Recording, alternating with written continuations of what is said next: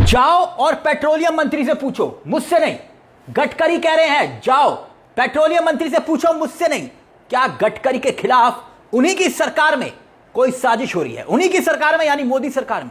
और क्या गुजरात लॉबी ही गडकरी के पीछे पड़ गई है? बात सिर्फ एक इंटरव्यू की नहीं है जिसमें नितिन गडकरी बुरी तरह से फंस गए। यह दिखाऊंगा मैं आपको, जिसमें खुद गडकरी संकेत दे रहे हैं कि पार्टी के भीतर से ही उनके खिलाफ एक एजेंडा चल रहा है। पहली बार E20 एथेनॉल पर एक सर्वे ने बीजेपी मोदी सरकार की नींद उड़ा दी है।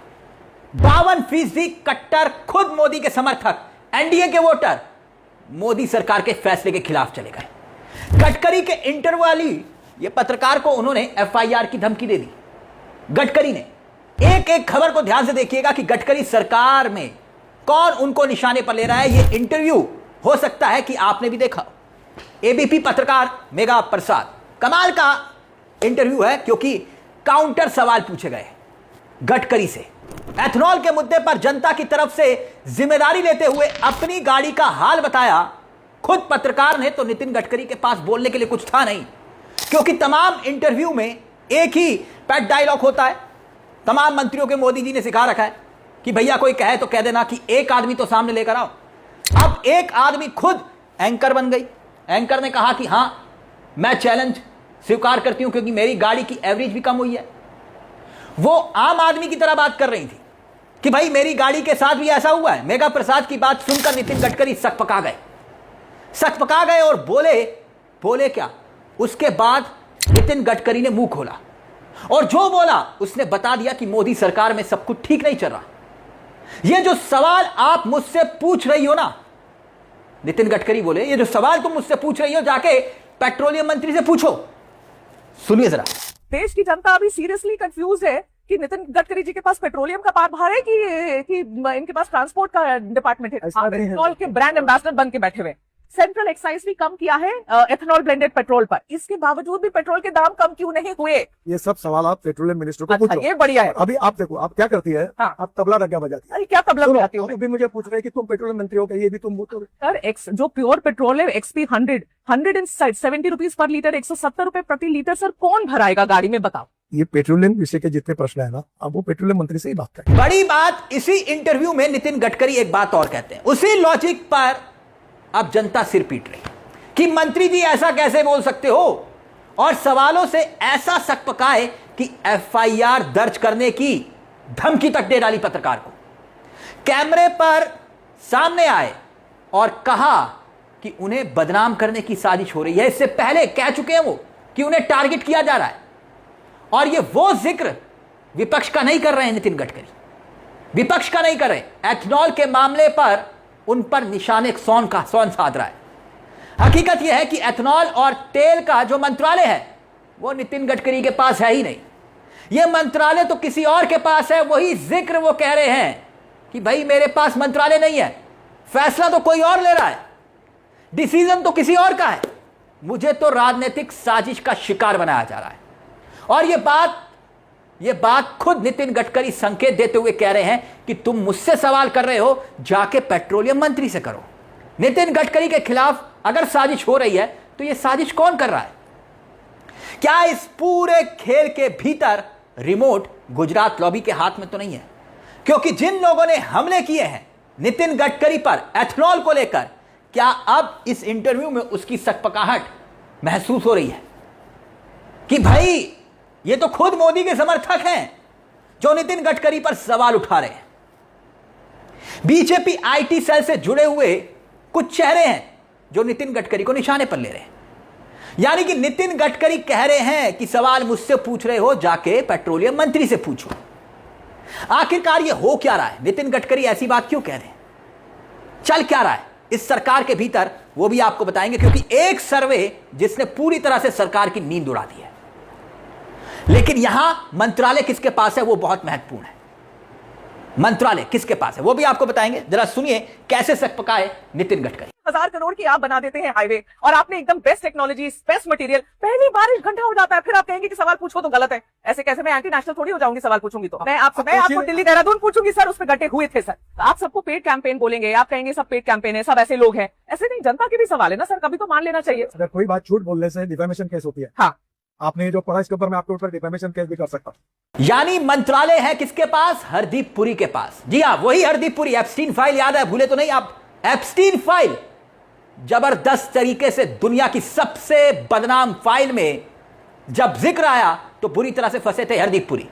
इस्तीफा नहीं लिया था मोदी जी ने, और उन्हीं हरदीप पुरी का जिक्र नितिन गडकरी इंटरव्यू में कर रहे हैं कि पेट्रोलियम मंत्री से जाके पूछो। दो इंपॉर्टेंट बात कही है, दो इंपॉर्टेंट बात। पहली बात नितिन गडकरी ने कही कि एथनॉल का मामला है, यह पेट्रोलियम मंत्रालय का मामला है, यानी यह मामला हरदीप पुरी का है, यह मेरा सब्जेक्ट नहीं है।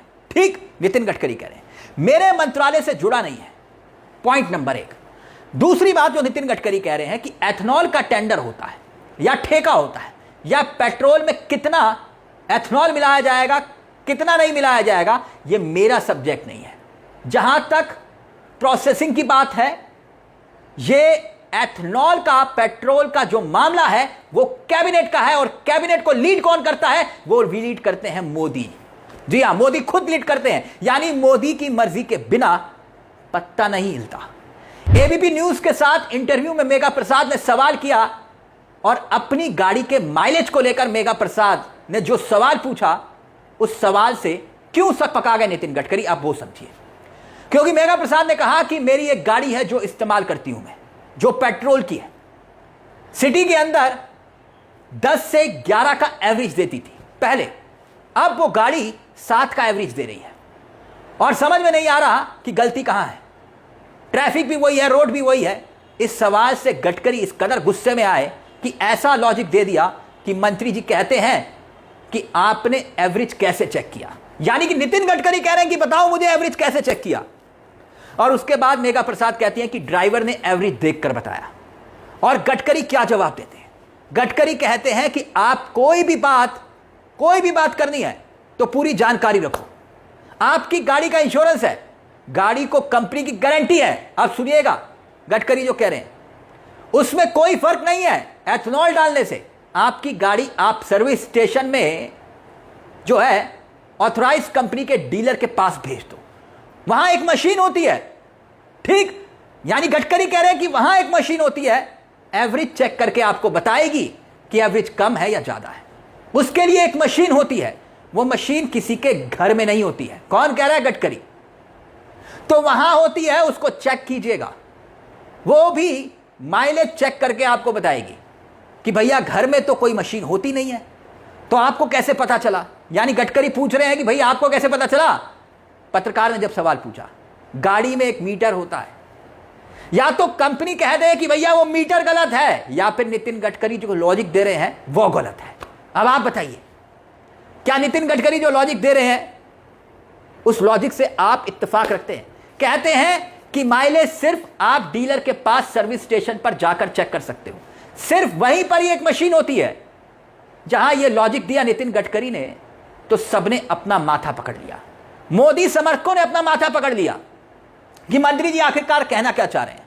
मेघा प्रसाद यही नहीं रुकती है, वो फिर सवाल करती है नितिन गडकरी से कि आखिरकार आप जो चैलेंज देते हैं, हर रोज चैलेंज देते हैं कि एक आदमी तो सामने लेकर आइए, मुझे शिकायत भेजे, मैं कार्रवाई करूंगा, तो आपको आखिरकार शिकायत आम आदमी भेजे तो भेजे कैसे?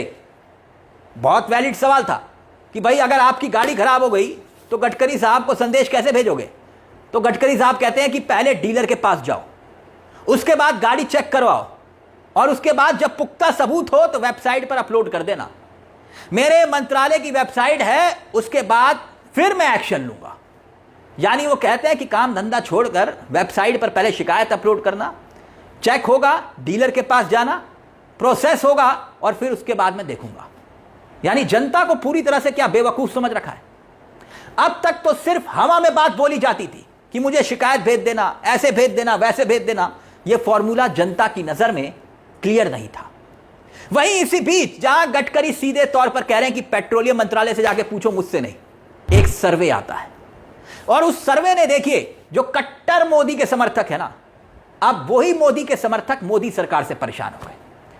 सवाल इस कदर कि गडकरी यहां एफआईआर की धमकी दे रहे हैं, लेकिन उसके साथ ये आंकड़ा देखिए, बहुत हैरत अंगेज आंकड़ा है।